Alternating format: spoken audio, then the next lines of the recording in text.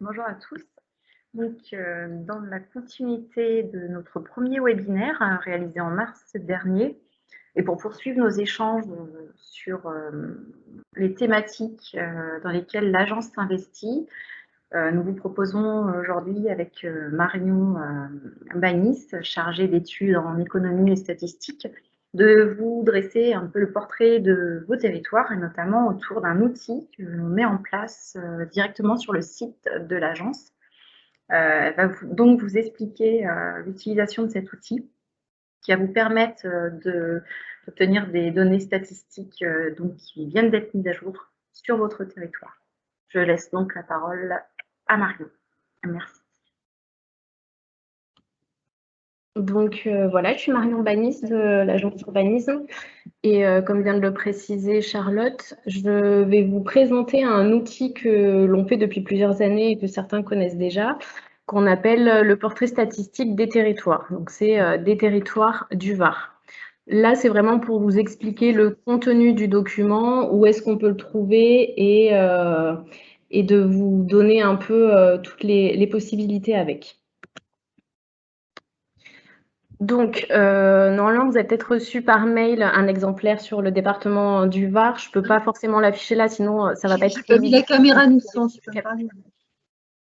Avec Denis par rapport au conteneur recyclage. Quelqu'un a son micro activé. Donc, ces fiches portraits statistiques, c'est un outil, c'est une synthèse quantitative des données sur votre territoire qui va faire 18 pages. Alors, c'est un produit qu'on a automatisé en interne, ce qui fait qu'il est reproductible sur tous les territoires du Var, c'est-à-dire à l'échelle d'une commune, d'un EPCI, d'un SCOT, du département du Var, et aussi on a la possibilité de faire des territoires à façon, par exemple si on veut je sais pas, l'ensemble des communes littorales du département et avoir le portrait de ce nouveau périmètre. Pour information, donc dans tous ces portraits, quelquefois il peut apparaître des ND ou des SS. Cela est lié au fait que la donnée n'est pas forcément tout le temps disponible ou qu'elle est sous secret stat en fonction des périmètres que vous allez consulter. Donc là, il y a un exemple en bas, par exemple, sur les revenus, nous n'avons pas l'information à l'échelle des périmètres de SCOT, donc vous retrouverez des ND et quand c'est renseigné, comme pour le Var, PACA ou France, vous avez bien la donnée qui est renseignée. De quoi parle-t-on dans ces fiches portrait stats? Donc on est sur une approche multithématique qui est composée de plusieurs sources de données. On retrouve 12 thématiques qui sont synthétisées entre 1 et 3 pages selon la thématique. Dedans, vous retrouverez donc l'occupation du sol, qui est issue du CRIJ-PACA. Ensuite, une thématique démographie, qui va traiter de la population, de l'évolution de la structure par âge. Une thématique ménage et famille, avec plutôt taille des ménages, la structure familiale, c'est-à-dire famille monoparentale, nombre d'enfants par famille. Une thématique fragilité sociale, donc à partir des données CAF sur le nombre d'allocataires, sur les minima sociaux, les aides au logement ou encore les bas revenus. Une partie revenus, où on va traiter du revenu médian, mais aussi des salaires nets en fonction des CSP ou par tranche d'âge, par exemple. Une thématique diplôme et formation où seront renseignées des informations sur la population diplômée et sur l'offre en formation. Alors l'offre en formation, on va parler de école maternelle, élémentaire, collège, lycée ou encore université. La population active, donc là on est sur les personnes qui ont une activité et qui résident sur le territoire que vous consultez. Donc on a le taux d'activité, les catégories socio-professionnelles et on a aussi dans cette partie ce qui va être relatif au chômage et au DEFM par exemple, donc les demandeurs d'emploi. La thématique emploi, elle est traitée en fonction donc d'un nombre d'emplois qu'on découpe en fonction des secteurs d'activité reliés à ces emplois ou encore des catégories socio-professionnelles. Le volet entreprise, là, on va être sur un stock d'entreprise, sur un nombre de créations et on croise ces éléments en fonction des secteurs d'activité ou encore des tranches d'effectifs salariés des établissements. La construction, elle est traitée au travers de la construction des locaux d'activité ou des logements, à chaque fois en fonction de leur type et avec des indicateurs calculés ensuite. Le logement, qui est une partie qui va être traitée en plusieurs volets. On va avoir le parc de logement, donc résidence principale, secondaire, logement vacant, mais aussi les statuts d'occupation, locataires, prioritaires, le nombre de pièces, par exemple, des logements, ou encore les périodes de construction. Et la dernière thématique, tourisme, qui est une thématique importante sur nos territoires, où là, en une page, on va dresser un petit profil du potentiel en hébergement touristique en fonction des campings, des hôtels, mais d'autres types d'hébergements aussi, et un volet un peu plus économique, c'est-à-dire les emplois touristiques et les établissements touristiques du territoire. Donc, comme je disais, les sources sont multiples. Je les ai indiquées dans l'encart bleu, avec le CRIJ, les données INSEE, la CAF, Philosophie, c'est relatif aux revenus, la base permanente des équipements, la COS pour l'emploi salarié, le répertoire Sirène pour les entreprises, Citadel pour la construction.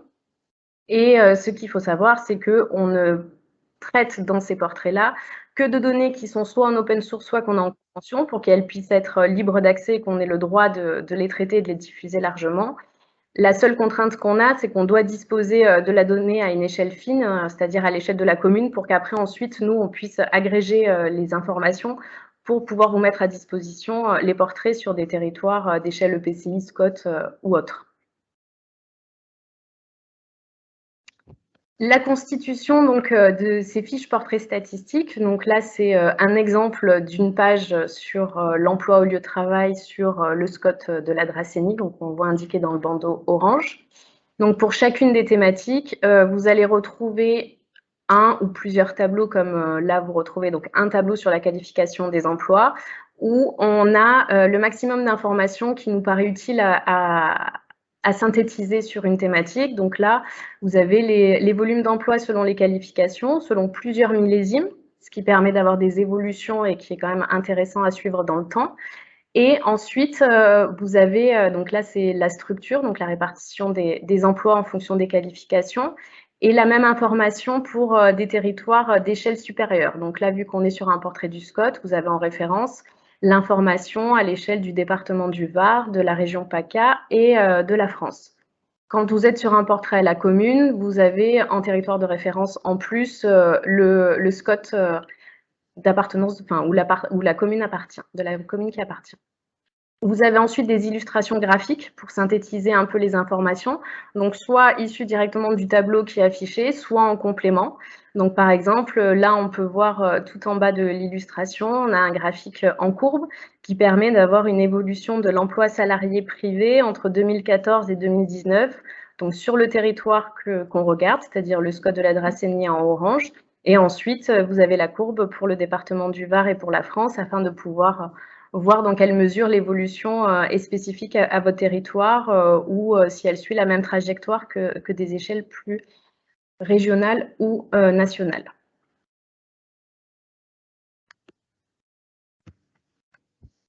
Ensuite, ces portraits, comment on y accède? Donc, vous avez accès à ces portraits EPCI, SCOT et département du Var sur notre site internet donc, de l'ODAT Var.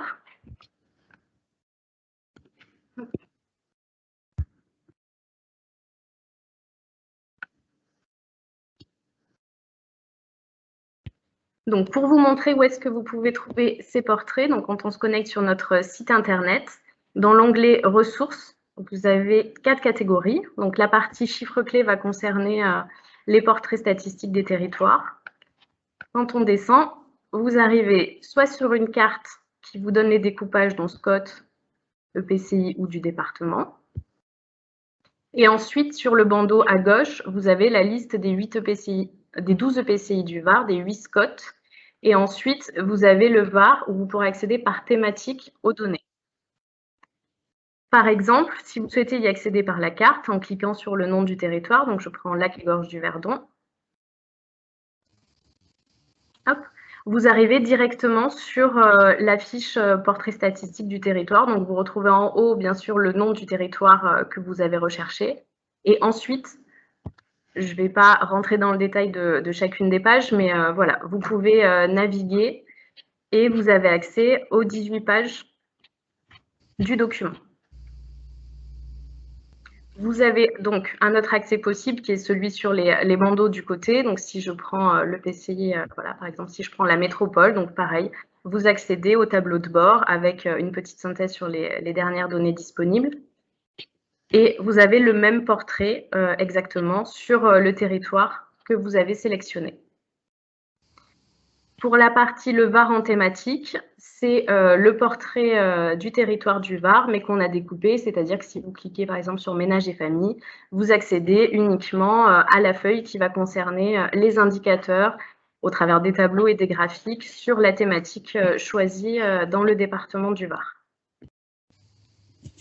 Peut-être juste pour quand même vous montrer ce que vous pouvez trouver dans cette partie ressources, vous avez aussi accès donc à une cartothèque qui est actualisée régulièrement en fonction de nos travaux, où vous pouvez accéder à différentes cartographies statistiques à l'échelle du département ou à une échelle régionale, comme c'est le cas là, et aussi sur des périmètres institutionnels. Par exemple, vous pouvez retrouver une carte qui présente tous les EPCI et SCOT de la région PACA, les découpages du département du Var en fonction des EPCI ou des SCOT.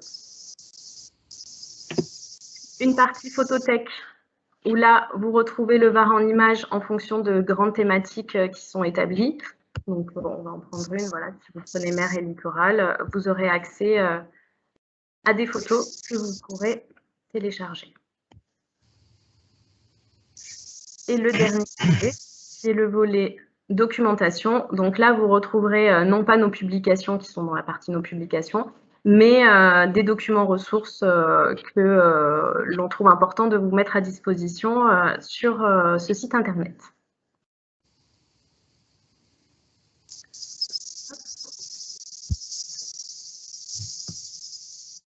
Donc voilà pour le chemin d'accès pour les portraits d'échelle supra-communaux. Par contre, si vous souhaitez le portrait d'une commune du Var, ce qui est possible, il suffit de nous adresser un mail, donc à moi-même ou aux chargés d'études avec lesquels vous êtes en contact à l'agence, de demander la commune que vous souhaitez ou les communes, et on vous fera un envoi PDF de ces documents. Donc ces documents sont au format PDF. Pour les imprimer et pour qu'il y ait une bonne lisibilité, il faut que vous les imprimiez en format A3, paysage, recto verso si vous le souhaitez, dans ce cas-là, avec un recto verso sur le bord. Ces documents, fiches portrait des territoires, sont actualisés en fonction des dernières données disponibles au moment de l'actualisation, c'est-à-dire qu'on vous les met à disposition en principe fin de premier trimestre de chaque année, et l'ensemble des sources de données qui sont traitées dans ces documents sont actualisées en fonction du dernier millésime qui est accessible à ce moment-là. Chaque année, on essaye de compléter ces portraits de territoire en fonction, soit on ajoute des indicateurs sur des thématiques qui existent déjà, soit on complète par d'autres thématiques afin de pouvoir avoir un portrait qui soit le plus global possible. Bon, bien sûr, on ne peut faire cela, comme je le disais précédemment, que lorsqu'on a des sources de données dont on a le droit de donner en libre accès après, et où l'échelle la plus fine est la commune pour qu'on puisse vous permettre d'avoir accès à ces données de la commune jusqu'à l'échelle d'un département. Ce qu'on souhaite aussi partager avec vous, c'est surtout, n'hésitez pas à participer à l'évolution de ces portraits. On veut quand même qu'ils soient collaboratifs, c'est-à-dire que si vous avez des données à nous partager ou des thématiques que vous souhaitez voir apparaître, n'hésitez pas à revenir vers nous de manière à ce qu'on puisse nous voir les sources de données qui sont rattachées, dans quelle mesure on peut rajouter des thématiques. Le but étant de pouvoir compléter au maximum ces portraits-là et qui puissent vous être le plus utiles dans vos travaux. Une petite remarque à vous faire. Là, j'ai pas eu de souci sur mon ordinateur pour accéder aux portraits statistiques des territoires.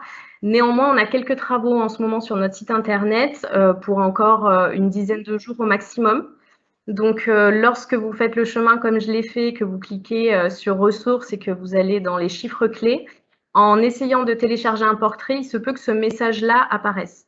Dans ce cas-là, vous cliquez sur masquer les paramètres avancés et ensuite sur continuer vers le site Visio aux dates même s'il est écrit dangereux entre parenthèses, il n'y a pas de danger. Et ensuite, comme ça, vous pourrez y avoir accédé. Cette panne-là devrait, voilà, comme je le disais, perdurer une semaine, une dizaine de jours maximum, et ensuite l'accès se fera normalement sur le site internet. Et si vous rencontrez des problèmes pour y accéder, là aussi, n'hésitez pas à venir vers nous et on vous les enverra avec plaisir par mail au format PDF. Voilà, je vous remercie pour votre attention et je vous laisse interagir ou si vous avez des questions, nous les poser.